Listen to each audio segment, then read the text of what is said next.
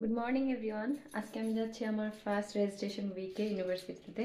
চলেন আমার সাথে যাই, দেখি আমার ইউনিভার্সিটি কেমন। এই যে ট্রেনে উঠে গেছি, ট্রেনে উঠে যাচ্ছিলাম। আসলে ট্রেনে ওঠার ভিডিওটা নিতে পারিনি কারণ তখন আমি অনেক তাড়াহুড়োর উপরে ছিলাম। আমার হাতে মাত্র 5 মিনিট সময় ছিল, সো দৌড়ে দৌড়ে ট্রেনে উঠেছি মাত্র। তারপরেই চলে গেলাম হচ্ছে ট্রেন স্টেশনে, নেমে গেছি। এটা হচ্ছে প্রায় 5-7 তলার নিচে মাটির, তো এখান থেকে উপরে উঠতে হয়। এই যে ট্রেন থেকে উঠে আমি আবার বাসে উঠে গেছি এবং বাসে 10 মিনিট থাকতে হয়। বাস থেকে নেমেই হচ্ছে আমি আগে রিসিপশনে গিয়েছিলাম, আমার আজকে আইডি কার্ড কালেক্ট করার কথা ছিল। সো রিসিপশনে গিয়ে দেখেন রিসিপশনটা কি সুন্দর। এটা হচ্ছে মেডিসিন বিল্ডিং।